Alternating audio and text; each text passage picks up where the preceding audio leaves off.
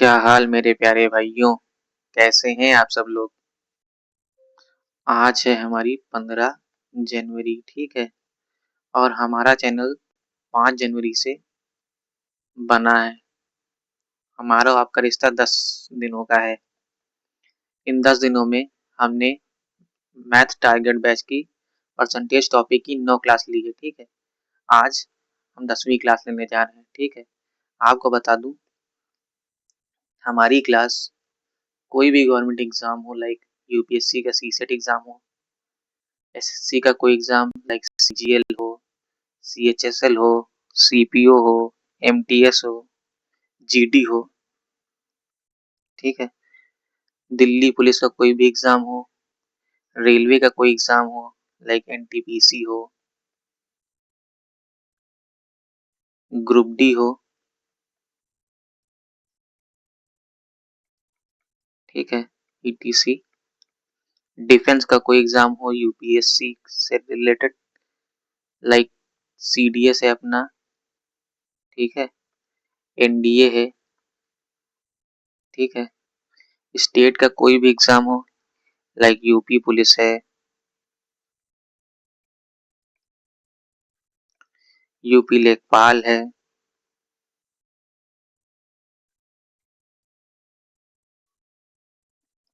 Bihar SSC है, Bihar SSC है, ठीक है। ये क्लास इन सब में सफिशिएंट रहेगी, ठीक है। इस क्लास में जो भी परसेंटेज पढ़ाया जाता है वो इन सभी एग्जाम में आने वाले परसेंटेज के सारे क्वेश्चन आपको सॉल्व कराएगी, ठीक है। बस आपको करना क्या है, इस क्लास के पहले क्वेश्चन के पहले कॉन्सेप्ट से लास्ट क्वेश्चन के लास्ट कॉन्सेप्ट तक क्लास को अच्छे से देख लीजिए, ठीक है। अच्छे से समझ लीजिए। जिसने हमारी पुरानी वीडियो नहीं देखी है वो डिस्क्रिप्शन बॉक्स में दिए गए लिंक से जाकर हमारी पुरानी वीडियो देख ले और लास्ट वीडियो तक बना रहे, ठीक है। और आपको प्रीवियस ईयर क्वेश्चन की प्रैक्टिस करनी है, ठीक है। ऐसा कोई भी क्वेश्चन नहीं होगा जो आपसे बनेगा नहीं, ठीक है। हम पहले 79 क्वेश्चन तक कंप्लीट कर चुके हैं, ठीक है। आज उसके आगे के हम क्वेश्चन देखेंगे। आज का कॉन्सेप्ट है हमारा question based on price consumption expenditure, ठीक है। आपको बता दूं ये कॉन्सेप्ट जितने भी कॉम्पिटिटिव एग्जाम है, ठीक है, उनमें सबसे ज्यादा रिपीट परसेंटेज का यही टॉपिक होता है, ठीक है। एसएससी का तो ये मोस्ट फेवरेट टॉपिक है, मोस्ट प्रोबेबल है कि अगर आप एसएससी का एग्जाम दे रहे हैं तो 80% शिफ्ट में इस टॉपिक से इस टॉपिक से क्वेश्चन आता ही आता है, ठीक है। तो आज मकर संक्रांति के पावन अवसर पर आप सभी को बधाई देते हुए अपनी शिक्षा को अच्छे से कंटिन्यू रखेंगे और आज नए कॉन्सेप्ट सीखेंगे जो आगे हमारे फ्यूचर में काम आएंगे, ठीक है। क्वेश्चन नंबर 80 से स्टार्ट करते हैं आज। क्वेश्चन नंबर 80 कह रहा है हमारा, यदि पेट्रोल की कीमत 19% बढ़ गई, ठीक है, और सुनीता पर केवल 12% ही खर्च कर सकती है, ठीक है, खर्च कर सकती है, करना चाहती है, तो उसे पेट्रोल की खरीदी गई मात्रा को कितने प्रतिशत से कम करना चाहिए, ठीक है। मान लीजिए, स्लाइड लेके समझाता हूँ आपको। मान लीजिए ये है हमारा कलुआ, ठीक है। कलुए की कुछ सैलरी होती है, ठीक है, और कलुए उसी सैलरी में अपना घर चलाता है। अब कलुए की वाइफ है, ठीक है, उसने कलुए से कहा कि चावल में हमारे 20% की वृद्धि हो गई, ठीक है। मान लीजिए उसने बताया कि हमारा चावल जो बनिया की दुकान पे 100 रुपए पर केजी मिलता था वो अब 120 रुपए केजी हो चुका है, ठीक है। और उनके पास सब खर्च वर्च निकाल कर जो पैसा बचता है उसमें वो 10% ही ये नया खर्च अफोर्ड कर सकते हैं, ठीक है। कलुआ कहता है ठीक है। कलुआ जाता है बनिया की दुकान। कलुआ कहता है कि मुझे 120 रुपए मूल्य का चावल 12 किलो दे दो, ठीक है। तब ये जो कलुआ ने खरीदा, ये मूल्य है हमारा चावल का प्राइस, ठीक है। और ये 12 किलो हो जाएगी जो कलुआ, और क्वांटिटी जो कलुआ चावल खरीदेगा, ठीक है।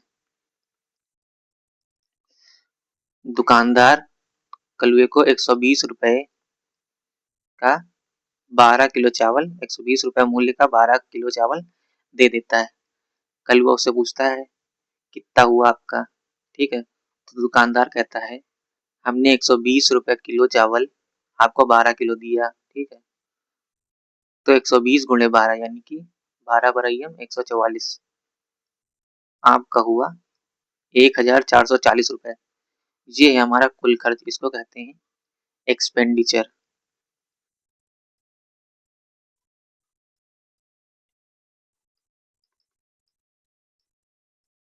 इसको हम ई से लिखते हैं। ये हमारी क्वांटिटी या कंजम्पशन, ठीक है।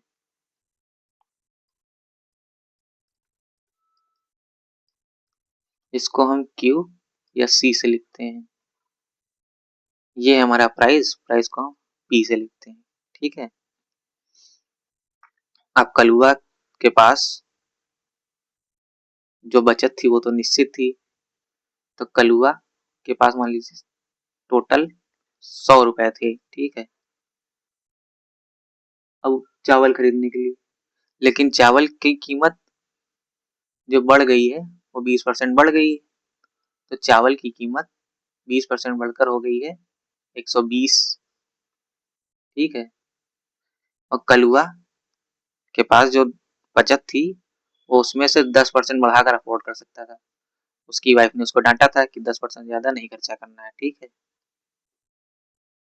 तो उसको अपने खर्च में सिर्फ 10% बढ़ाना था। अब कंडीशन ये है कि कलुए को इस खर्च में से, जो चावल का खर्च है, इस खर्च में से कितने परसेंट कम करना पड़ेगा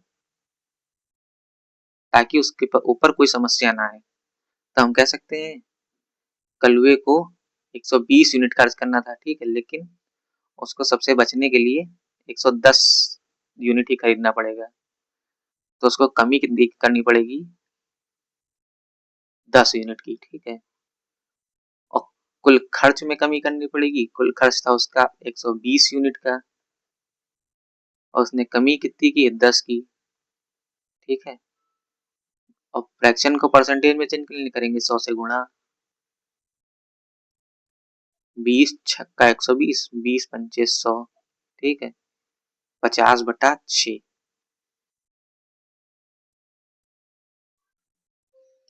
ये है हमारा 6 8 48, 8 2 आएगा उधर, 0.33%, ठीक है। तो कलवे को अपने खर्च में 8.33% की कमी करनी पड़ेगी। कलवा पहले 120 यूनिट खरीदना चाहता था, ठीक है, लेकिन चावल की बढ़ी हुई कीमत के कारण वह सिर्फ अपने खर्च में 10% ही बढ़ा सकता था। तो ये है हमारा एक्सपेंडिचर, ये है हमारा प्राइस कंजप्शन, ठीक है। तो कलुआ अपने खर्च में सिर्फ 110 यूनिट अफोर्ड कर सकता था, उसने कुल खर्च से 10 यूनिट कम कर दी।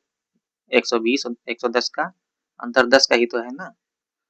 तो हाँ, तो कलुआ उसने 10%, 10 यूनिट कम की 120 में से।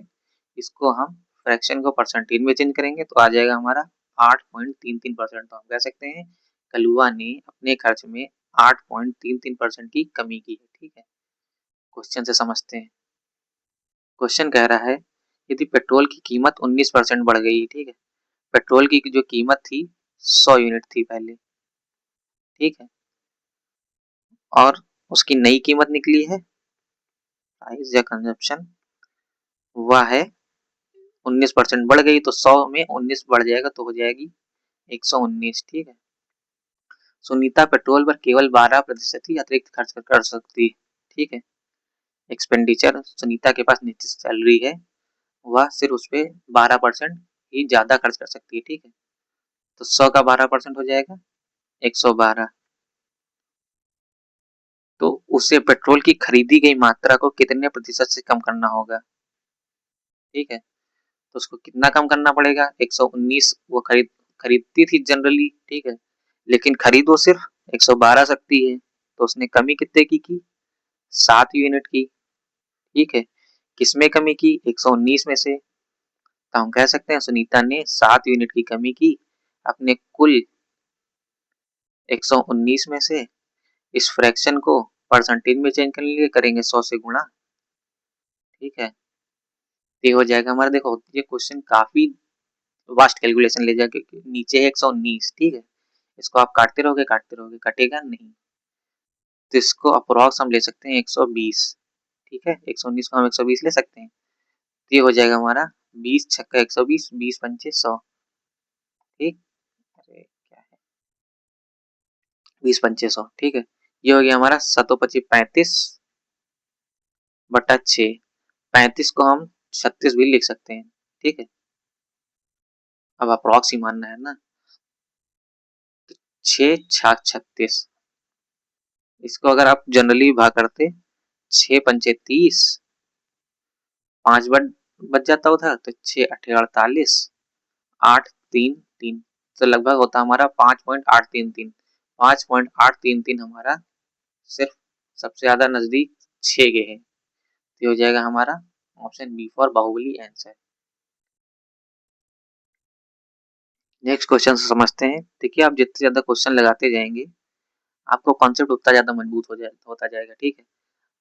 जो प्रीवियस ईयर में सभी एग्जाम में जो रिपीटेड क्वेश्चन है आप उन सारे टाइप को पढ़ लीजिए और प्रैक्टिस कर लीजिए, ठीक है, तो आपके सारे क्वेश्चन बनने लगेंगे और आपकी मैथमेटिक्स अच्छी हो जाएगी, आपके मॉक में नंबर अच्छे आने लगेंगे, ठीक है। तो ये क्वेश्चन है, चीनी की कीमत 18% तक बढ़ जाती है। चीनी की जो कीमत थी वो मान लीजिए पहले 100 थी, ठीक है, वो बढ़कर 18% हो जाती है, 18% बढ़ जाती है तो बढ़कर हो गई 118, ये हमारा प्राइस कंजप्शन, ठीक है। एक व्यक्ति अपना व्यय 12% बढ़ाना चाहता है, मान लीजिए जो कोई व्यक्ति है हमारा कलुआ, कलुआ अपना एक्सपेंडिचर सिर्फ 12% बढ़ाना चाहता है, यानी कि वो 100 में 12 बढ़ाना चाहता है, यानी कि 112 करना चाहता है, उसने काट पीट के 12% अरेंज कर लिया, तो पहले वो 100 रुपया लगाता था किसी चीज में, अब 112 लगा देगा, ठीक है। उसे अपनी खपत में कितने प्रतिशत की कमी करनी चाहिए, ठीक है, उसकी कुल खपत है 118 की, ठीक है, लेकिन उसके पास कितना है 112 का ही जुगाड़ है, तो वो कहता है कि चलो पहले हम इतना खाते पीते थे, लेकिन अब इसमें कुछ कम करके खा पी लेंगे जिससे हमारा काम चल जाएगा, तो उसने कमी की है 6 यूनिट की, 118 उसको चाहिए था लेकिन वो 112 अफोर्ड कर पाया, तो उसकी कमी हुई 6 यूनिट की, है ना। उसने कमी किसमें की अपनी 118 में, तो उसकी नेट कमी जो होगी परसेंटेज में वो होगी 6 यूनिट की, किसमें होगी 118 के रिस्पेक्ट में, 118 जो फ्रैक्शन वैल्यू है 6/118 उसको परसेंटेज में चेंज करेंगे 100 से गुणा, 100 से गुणा करेंगे, काट लीजिए इसको, 2 3 6, 2 पंचे 10, 2 9 18, दैट इज 300/59। फिर से देखिए नीचे कोई मल्टीपल या ऐसा नंबर नहीं जिसको इजीली काटा जा सकता है, ये 59 है, 59 का कोई पहाड़ा नहीं याद करके बैठता है, ठीक है, तो 59 को हम इजीली कैलकुलेशन करने के लिए 60 लिख सकते हैं, तो हमारा 300/60, 6 कम 6, 6 पंचे 30, तो क्वेश्चन का आंसर आया है 5, ठीक है, लेकिन ये हमने अप्रोक्सीमेशन लेकर किया है, हमने नीचे की वैल्यू बढ़ाई है, ठीक है, तो ये आंसर होगा वो हमारा 5 से हल्का सा बढ़ा हुआ ही आएगा, और 5 से सबसे नजदीक हल्की बढ़ी हुई वैल्यू सिर्फ यही है, ऑप्शन बी, तो ऑप्शन बी फॉर बाहुबली हो जाएगा हमारा आंसर, ठीक है। इन क्वेश्चंस के माध्यम से मैं आपके कॉन्सेप्ट ही नहीं क्लियर कर रहा हूँ बल्कि आपको अप्रोक्सीमेशन मेथड भी समझा रहा हूँ, ठीक है, कि अगर आपकी कैलकुलेशन काफी डिफिकल्ट आ जाती है तो आपको कैसे उसको शॉर्ट में इजी वे में करना है, ठीक है। अगर ऑप्शन आपके दूर दूर हैं तो आप उनको काफी शॉर्ट में निपटा सकते हो अप्रोक्सीमेशन मेथड के हिसाब से। क्वेश्चन कह रहा है हमारा, चीनी की कीमत 17% से बढ़ जाती है। चीनी की कीमत पहले थी 100 रुपए, ठीक है, वो 17% बढ़ जाती है, तो यानी कि अब हो जाती है 117। प्राइस या कंजप्शन, ठीक है। एक व्यक्ति अपना व्यय केवल 5% से बढ़ाना चाहता है। मान लीजिए कलुआ है हमारा, वो सिर्फ एक्सपेंडिचर अपना 5% से ही बढ़ाना चाहता है, बेचारा तंगी में है। तो उसने पहले वो चीनी पे 100 रुपए खर्च करता था, अब वो 105 रुपए खर्च कर सकता है, ठीक है। लेकिन पहले उसको 117 यूनिट की जरूरत पड़ती थी, अब उसके पास 115 का ही जुगाड़ है, तो उसको अपनी खपत में कमी करनी पड़ेगी कि उसका खर्चा इजिली चलता रहे। तो उसको अपनी खपत में कमी करनी पड़ेगी खर्चा इजिली चलाने के लिए 12 यूनिट की। तो उसने अपने खर्चे में प्रतिशत खपत में प्रतिशत कमी की 12 यूनिट की। कितने की कमी की? 12 यूनिट की। उसका पहले खर्चा था 117 यूनिट का, तो नीचे लिख दिया उसने 117 यूनिट, ठीक है। फ्रैक्शन को परसेंटेज में चेंज के लिए करेंगे 100 से गुणा, 100 से गुणा करेंगे, ठीक है। काटते हैं, यह कट जाएगा हमारा 3 चौक 12, 3 त्रिका 9, 2 इधर है तो 3 9 27, ठीक। नीचे फिर हमारा बच जाएगा 400 बटे 39, और फिर हमारा बचा 39। अब 39 को फिर से काटना काफी मुश्किल हो जाएगा, तो हम इसको 39 को 400 बटे 40 कर सकते हैं, ठीक है। काट देंगे, 40 से कम 40, 40 दाम 400। इसके हिसाब से हमारा आंसर आया 10%, ठीक है। लेकिन हमने बढ़ाया हुआ है, अप्रोक्सीमेट लिया है 39 का, तो हम कह सकते हैं हमने एक बढ़ाया है, ठीक है। एक बढ़ाया है तो हमारा उत्तर भी हल्का सा कम ही हुआ है। पहले हमारा आंसर देखो, डिनोमिनेटर में अगर वैल्यू बढ़ती है, जो आंसर आता है वो हमारा कम होकर आता है। अगर डिनोमिनेटर में हम वैल्यू कम करेंगे तो आंसर हमारा बढ़ के आएगा। पहले हमारा आंसर 10 से कुछ ज्यादा आना चाहिए था, लेकिन हमारा डिनोमिनेटर में हमने वैल्यू बढ़ा दी है, तो 10 से जितना आंसर आना चाहिए उससे कुछ कम होकर 10 आया है, ठीक है। तो 10 के सबसे आसपास तो वैल्यू, लेकिन ध्यान लीजिए ये 40 दहमा 400, 10 से तो बिल्कुल नीचे नहीं होगा, तो 10 से नीचे ये ऑप्शन डी है, तो इसको काट देते हैं, ठीक है। अब 10 से दूर दूर कितने ऑप्शन? 10 से 10.9 काफी दूर ऑप्शन है, ठीक है। 10.7 भी काफी दूर ऑप्शन है। हमने एक बढ़ाया ना कि 1000 बढ़ाया, ठीक है। तो ऑप्शन इतने दूर दूर भी नहीं माने जाएंगे, तो हमको सबसे सही ऑप्शन ऑप्शन ए लग रहा है, तो ऑप्शन ए फॉर और कभी हवेली पे 10.3% हो जाएगा हमारा आंसर, ठीक। ये अप्रोक्सीमेशन मेथड आप सीजीएल हो, यूपी पुलिस हो, इन सब मतलब जितने वनडे कॉम्पिटिटिव एग्जाम है, इन सब में अप्रोक्सीमेशन मेथड समझ लीजिए रामबाण है। आपको क्वेश्चन को ज्यादा सॉल्व करने की जरूरत नहीं है कि बहुत बड़ी कैलकुलेशन आ गई लग गए सॉल्व करने। जितनी देर में आप ये सब कैलकुलेशन सॉल्व करोगे उतनी देर में बच्चा जीएस के लगभग 50% क्वेश्चन कंप्लीट कर चुका होगा, आप रह जाओगे पीछे। तो आपको कैलकुलेशन से बचना होगा, ठीक है। कैलकुलेशन से बचने के लिए सबसे पहले हमको डिजिटल सम आना चाहिए, ठीक है। सारे टेबल्स आने चाहिए अच्छे से, उसको मल्टीप्लिकेशन की वैदिक ट्रिक आती हैं, ठीक है, वो आनी चाहिए। डिवीजन की लगभग ट्रिक्स होती हैं वो आनी चाहिए। ये सब करने के बाद उसको और टाइम बचाना है, तो उसको अप्रोक्सीमेशन पता होना चाहिए।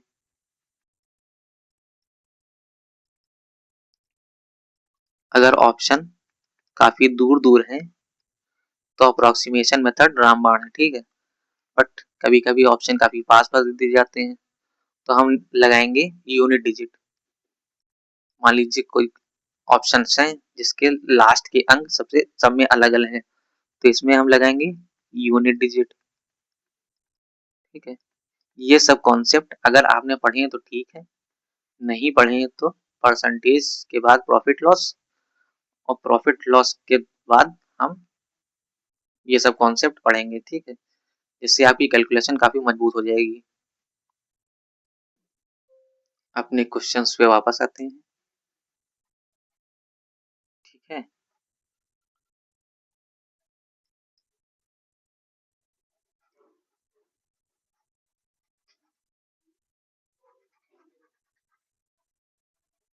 क्वेश्चन कह रहा है हमारा, जब एक वस्तु की कीमत में 23% की वृद्धि हो जाती है, ठीक है, तो एक परिवार इसकी खपत को इस प्रकार कम कर दिया कि उस पर होने वाला व्यय 5% अधिक अधिक था।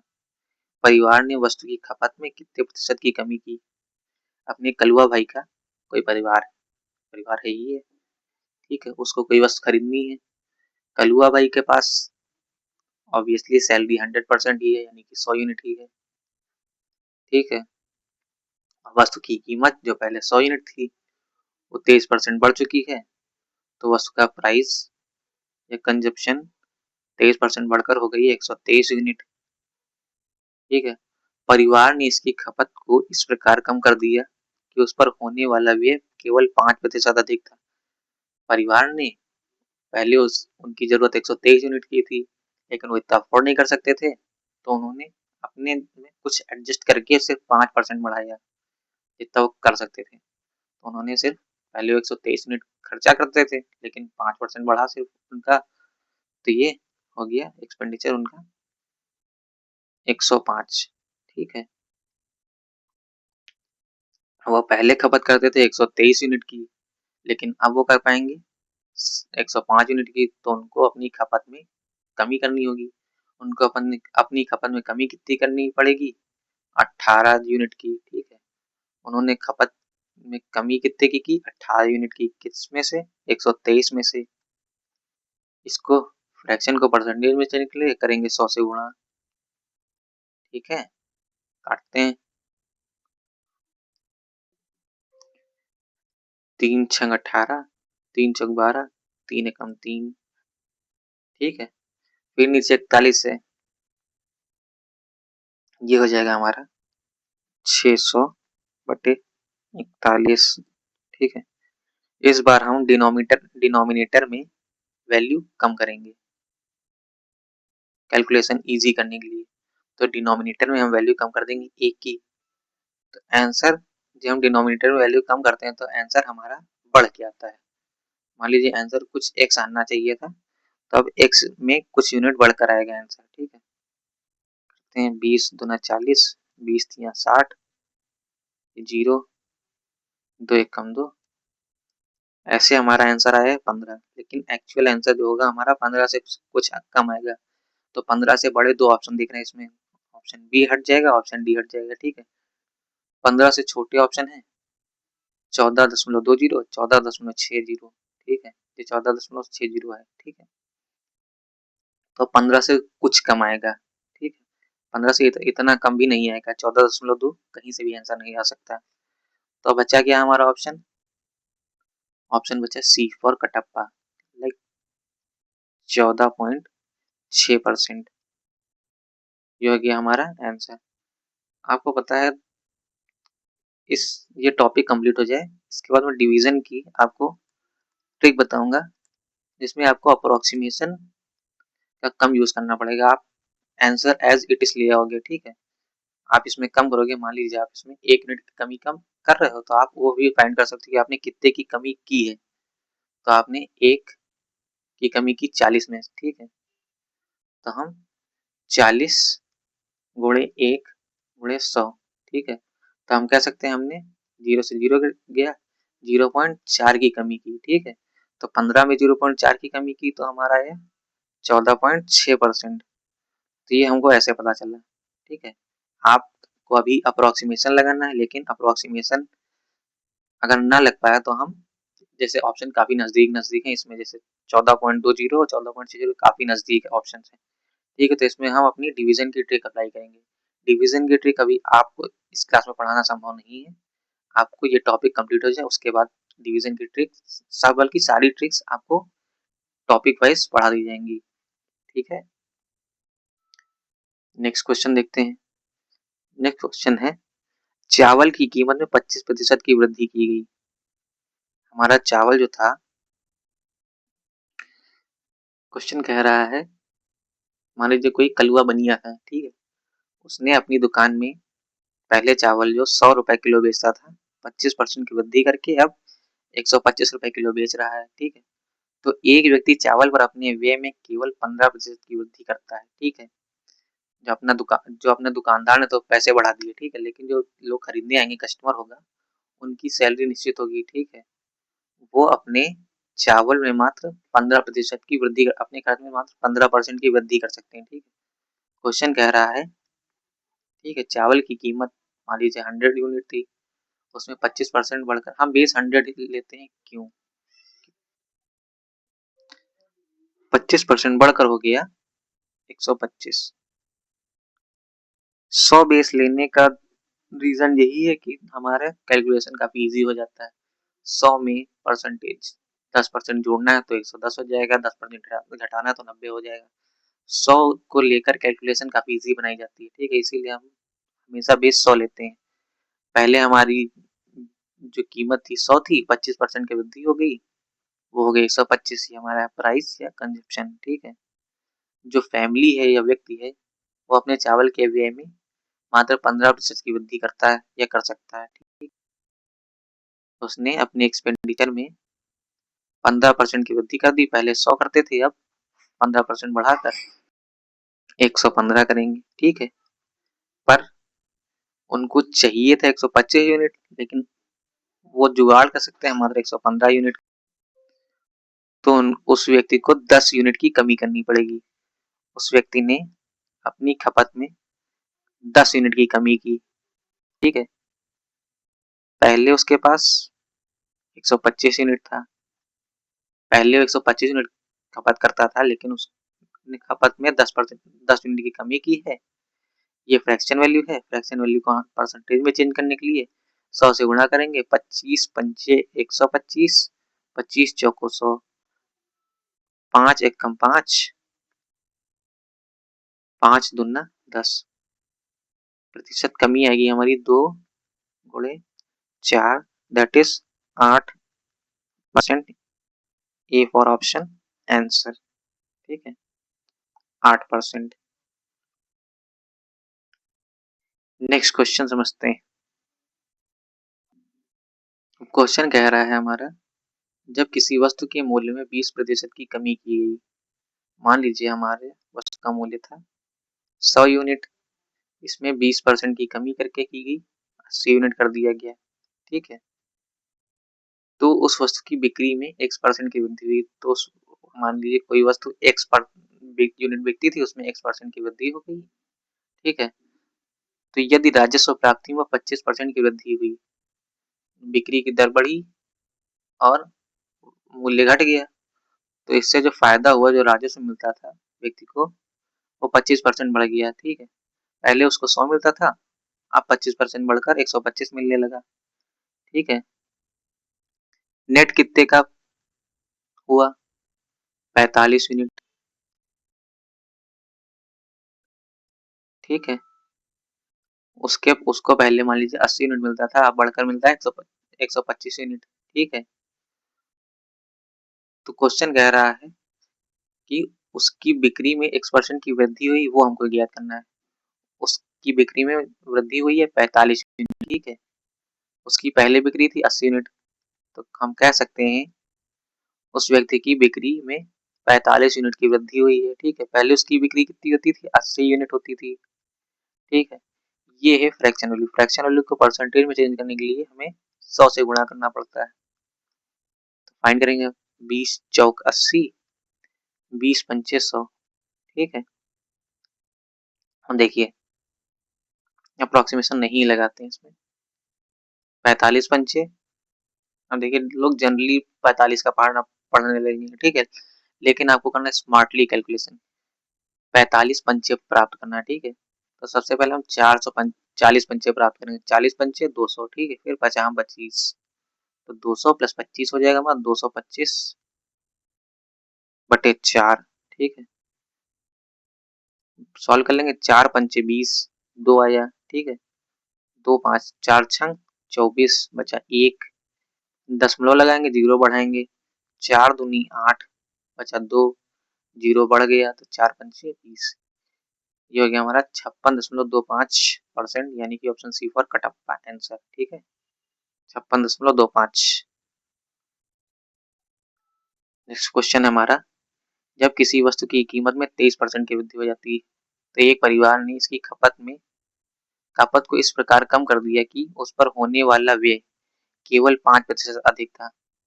वस्तु की कीमत 100 थी मान लीजिए पहले, बढ़कर हो गई 23%, 123, ठीक है।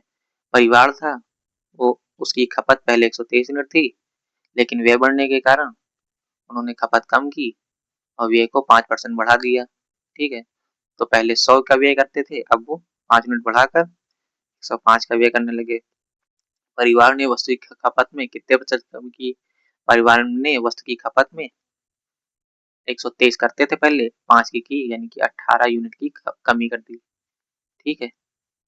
उन्होंने कमी कितने की 18 की, किसमें की? 123 में की। इसको फ्रैक्शन को परसेंटेज में चेंज करने के लिए करेंगे 100 से गुणा, ठीक है। अब ये भी कैलकुलेशन काफी बड़ी, पर करते हैं। 3 छंग 18, 3 चौक 12, 3 एकम 3, ठीक है।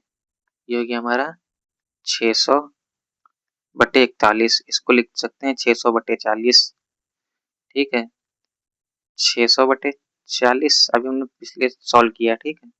20 दूना 40, 20 तिया 60, जीरो, 2 एकम 2, 15, ठीक है। आंसर जो आएगा हमारा 15% से कुछ कम आएगा, 15% से कुछ कम से option C for Kattappa answer 14.6% है, ठीक है। 14.2%, ये 15 से बहुत ज्यादा कम है, ठीक है। तो हमारा आंसर से 15 से लगभग कुछ कम होना चाहिए, लाइक 5 10, तो हमारा ये 14.6 सबसे पास यही पर है, तो यही हो जाएगा आंसर। बाकी ऑप्शन बी और ऑप्शन डी ये हमारे 15 से ऊपर हो तो ये भी नहीं होंगे, और ऑप्शन ए भी नहीं होगा, तो हमारा बचा क्या? Option C, C for Kattappa answer, ठीक है। अब यहाँ से हमारा नेक्स्ट टाइप ही चालू हो जाता है, ये प्राइस कंसेप्शन कैटेगरी का नेक्स्ट टाइप ही है, ठीक है। क्वेश्चन है, दाल की कीमत में 25% बढ़ जाती है तो प्राइस, ये ओल्ड, ये है न्यू, ठीक है। 25% को हम लिखते हैं फ्रैक्शन में 1/4, हम बढ़ जाती है तो प्लस का साइन लगाएंगे, तो हो जाएगा हमारा 4 में 1, 4 ऊपर जाकर 1 में जुड़ जाएगा तो हो जाएगा 5/4। हम कह सकते हैं दाल की कीमत पहले 4 थी, अब 25% बढ़कर 5 हो गई, ठीक है। एक व्यक्ति ने शुरुआत में 60 किलो दाल खरीदी, उसे पैसे में अब कितने किलो दाल खरीद सकता है? देखिए इसमें पैसा समान है, ठीक है। पैसा समान करने के लिए प्राइस इनटू क्वांटिटी बटे, ये हो जाएगा हमारा एक्सपेंडिचर, ठीक है। मान लीजिए कोई व्यक्ति पहले 4 रुपए खर्च करता था, अब उसको 5 रुपए खर्च करने हैं, ठीक है, लेकिन उसके पास खर्च सेम ही है, तो उसको पहले जो 4 में कुछ एक्स लाता था उसको कम करना पड़ेगा, तो इसको हम पलट के लिख लेते हैं। यहाँ पर कर लेते हैं 4, यहाँ को कर लेते हैं 6, ठीक है। तो हम कह सकते हैं व्यक्ति पहले 4 रुपए की चीज 5 यूनिट खरीदता था, तो 4 पंचे 20 यूनिट का खर्च आता था, ठीक है। लेकिन अब 5 कुछ बढ़ गया है तो 5 रुपए बढ़ गया, 5 रुपए हो गए बढ़ की कीमत, तो अब उसको 5 रुपए में 5 रुपए की 4 यूनिट चीजें खरीदनी होगी, तो 5 को 20, ये भी हो जाएगा। तो हम कह सकते हैं हमारा खर्च जो है परिवर्तित रहा है, ठीक है। उसे पैसे में अब कितनी किलो दाल खरीदेगा, ठीक है। क्वेश्चन पे आते हैं। तो व्यक्ति ने शुरुआत में 60 किलो दाल खरीदी, शुरुआत में 60 किलो दाल खरीदी, पहले शुरुआत में क्वांटिटी थी हमारी 5 यूनिट, 5 यूनिट क्वेश्चन में कह रहा है 60 किलो दाल खरीदी, तो हमारा 5 यूनिट हो जाएगा 60 केजी के बराबर, ठीक है। 1 यूनिट हो जाएगा हमारा 60 बटे 5, दैट इज 12 किलो के हिसाब से, ठीक है। पूछा गया है उसी पैसे में अब वह कितनी किलो दाल खरीद सकता है। पहले वह 5 यूनिट दाल खरीद सकता था, लेकिन कीमत बढ़ जाने के कारण अब उसे 4 यूनिट दाल खरीद सकता है। 1 यूनिट की कीमत है 12 किलोग्राम, ठीक है। तो 4 यूनिट की कीमत हो जाएगी हमारी 4 यूनिट बराबर 4 गुणे 12 दैट इज 48 केजी आंसर। ये हो गया हमारा option C for Kattappa answer 48 KG. Next question. अब देखिए क्वेश्चन का लेवल बढ़ रहा है, तो यात्रीगण कुर्सी की पेटियां बांध ले। जरा अच्छे से ध्यान देकर क्लास को समझें। नमक की कीमत में 15% की कमी, ठीक है। 15% को हम लिखते हैं फ्रैक्शन में 3/20। कमी हुई तो यहाँ पर माइनस का चिन्ह लग जाएगा। 20 ऊपर जाएगा, 20 में से 3 जाएगा तो हो जाएगा 17/20। तो नमक का पहले प्राइस था ओल्ड वाला 20 यूनिट, ठीक है, जिसकी कीमत में 15% की कमी हुई। 15% की कमी होने के कारण न्यू कीमत हो जाएगी नमक की 17 यूनिट। पहले नमक 20 रुपए में बिकता था, अब 17 रुपए में बिकेगा, ठीक है। एक व्यक्ति को 272 रुपए में 2 किलोग्राम अधिक नमक खरीदने में सक्षम बनाती है। नमक की घटी हुई कीमत प्रति किलोग्राम कितनी, ठीक है। अब कुछ क्वांटिटी व्यक्ति नमक की पहले खरीदता था, खर्च अपरिवर्तित है। पहले वो 20 यूनिट की चीज खरीदता था, उसकी कीमत घटकर 17 यूनिट हो गई। खर्च अपरिवर्तित रखने के लिए पहले वो 20 में 17 यूनिट खरीदता था, अब 17 में 20 यूनिट खरीदेगा, ठीक है। तो क्वेश्चन कह रहा है यदि एक व्यक्ति को 272 रुपए में 2 किलोग्राम अधिक खरीदने में सक्षम बनाती है। पहले वो 17 यूनिट खरीदता था, अब वह 20 यूनिट खरीदेगा, तो क्वेश्चन के हिसाब से वो 3 यूनिट ज्यादा खरीदेगा। क्वेश्चन कह रहा है 272 में 2 किलोग्राम अधिक खरीदता है, 3 यूनिट इसके हिसाब से 3 यूनिट खरीदेगा। क्वेश्चन के हिसाब से 2 किलोग्राम खरीदेगा, तो 3 यूनिट हमारी 2 किलोग्राम के बराबर हो जाएगी, ठीक है। तो 1 यूनिट की वैल्यू हम कह सकते हैं 2/3 केजी आ जाएगी, ठीक है। पूछा गया है नमक की घटी हुई कीमत प्रति किलोग्राम में कितनी है, ठीक है। घटी हुई कीमत है हमारी ये वाली, ठीक है, न्यू रिड्यूस प्राइस।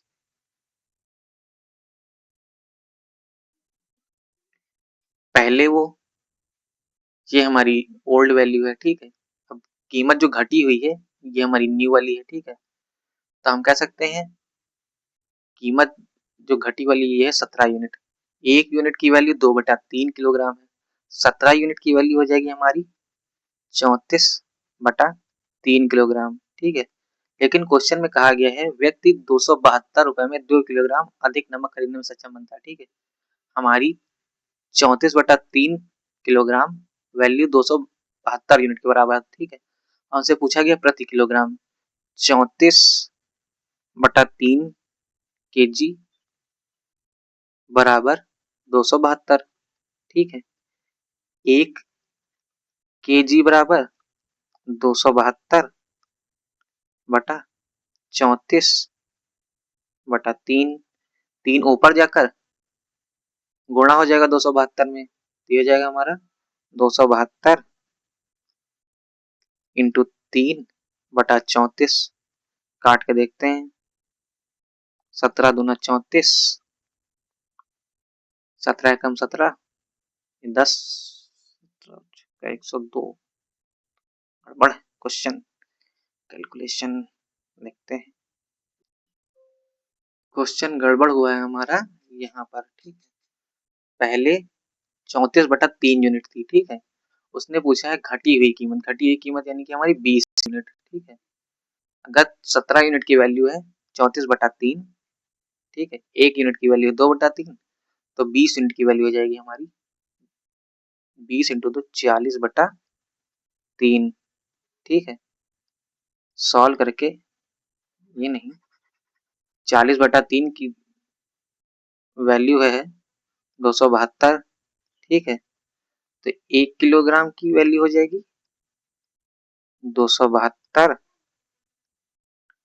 बटा 40/3, ठीक है। 3 ऊपर जाकर गुणा हो जाएगा, ये हो गया हमारा 272 गुणे 3/40, ठीक है। 4 धामा 40, 4 छंग 24, इधर आया 3, 4 अठी 32, 68 इंटू 3, 3 अठी 24 का 4, हासिल आया 2, 3 छंग 18 और 2 20, 204/10 यानी कि 20.4, 20.4 है हमारा ऑप्शन ए फॉर आओ कभी हवेली पे आंसर, ठीक है। नेक्स्ट क्वेश्चन देखते हैं। नेक्स्ट क्वेश्चन कह रहा है चीनी की कीमत में 7.5% की कमी के कारण, चीनी की कीमत में कितने परसेंट की कमी हुई? 7.5%, 7.5%, ठीक है। जो कि हमारा 75%/10, ठीक है। 7.5% को 75/10 लिख सकते हैं, 75/10%, ठीक है। 75/10, 75/10, ठीक है। 75% की फ्रैक्शन वैल्यू होती है 3/4, ठीक है। ये बटे 10 नीचे ऐसे ही रहेगा, 4 नीचे जाएगा तो हम कह सकते हैं 7.5% की फ्रैक्शन वैल्यू हो जाएगी 3/40, ठीक है। चीनी की कीमत 7.5% की कमी के कारण, चीनी की कीमत जो है प्राइस ओल्ड वाला था 40 था, ठीक है। उसमें कमी 3 की हुई तो 40 में से 3 जाएगा, हो जाएगा हमारा 37/40, ठीक है। तो अब नई कीमत जो है चीनी की वो है 37 यूनिट, ठीक है। खर्च अपरिवर्तित रखना है उसको, तो पहले वो 40 रुपए में 37 यूनिट खरीदता था, अब 37 रुपए में 40 यूनिट खरीदेगा। 40 में 37 यूनिट खरीदता था, अब 37 में 40 यूनिट खरीदेगा, ठीक। खर्च हमारा ऐसे अपरिवर्तित रहेगा, ठीक है। क्वेश्चन कह रहा है व्यक्ति एक व्यक्ति 925 रुपए में 2 किलोग्राम अधिक खरीद सकता है। उसने खरीदा कितना? 3 यूनिट अधिक, ठीक है। खरीद कितना सकता है? 2 किलोग्राम, ठीक है। 1 यूनिट की वैल्यू 2/3, ठीक है। तो प्रति किलोग्राम चीनी की दर क्या है? ठीक है। तो 1 यूनिट की वैल्यू अगर 2/3 है तो 40 यूनिट की वैल्यू हो जाएगी हमारी 40 गुणे 2/3, दैट इज 80/3। अब 80/3 केजी है हमारा 925 के बराबर, ठीक है। 925 के बराबर 1 किलोग्राम की वैल्यू पता करनी है। 1 केजी इज इक्वल टू 80 925/80/3, 3 ऊपर जाकर 925 में गुणा हो जाएगा तो हमारा हो जाएगा 925 गुणा 3/80, ठीक है। 5 से काटेंगे, 5 इंटू 16 80, 5 एकम 5 4 है, या 5 40, 2 या 50 25, ठीक।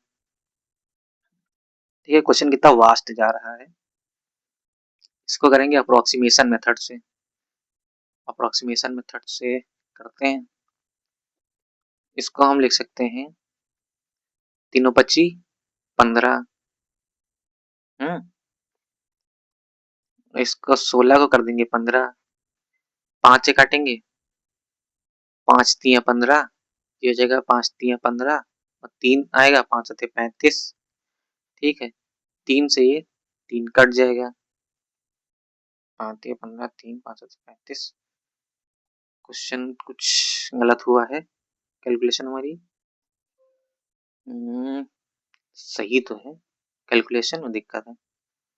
कैलकुलेशन करके देखते हैं, 925 गुणा 3/80, तो 3×5 = 15 का 5 हासिल आया, 1 3 दूना 6 7, 3 9 27, 2775/80, ठीक है। जीरो हटाएंगे, दशमलव लगाएंगे, 8 से भाग करके देखते हैं, 8 त्रिक 24 बचा 3, फिर 8 चौक 32 बचा 5, ठीक है। दशमलव लगाएंगे, 0 बढ़ाएंगे तो 8 छंग 48 2 हुआ, 8 छंग 48 और फिर 8 अठाई 64 बचा ये, फिर 8 सत्ते 56, 8 पंचे 40। तो आंसर आया आपका 34.6875। ये हो गया हमारा ऑप्शन ए। ऑप्शन ए पर आओ कभी हवेली पे आपका हो गया आंसर। देखिए ये क्वेश्चन काफी कठिन थे, ठीक है, क्योंकि बहुत ज्यादा बार रिपीट भी इसीलिए होते हैं क्योंकि बच्चा इसमें कैलकुलेशन एरर करता ही करता है। ठीक है, तो आपको अगर समझ में नहीं आया है तो क्लास में पीछे जाकर जहाँ से समझ में नहीं आया वहां से वीडियो फिर से प्ले करके देख सकते हैं। ठीक है, अगर आपको हमारे एफर्ट्स दिखते हैं तो वीडियो को लाइक करिए और चैनल को सब्सक्राइब करिए ताकि हम फ्यूचर में भी इसी तरह का कंटेंट आप तक पहुंचाते रहें। ठीक है, ये हमारी इस टॉपिक की लास्ट क्वेश्चन था। कल हम पढ़ेंगे सक्सेसिव रेशियो मेथड।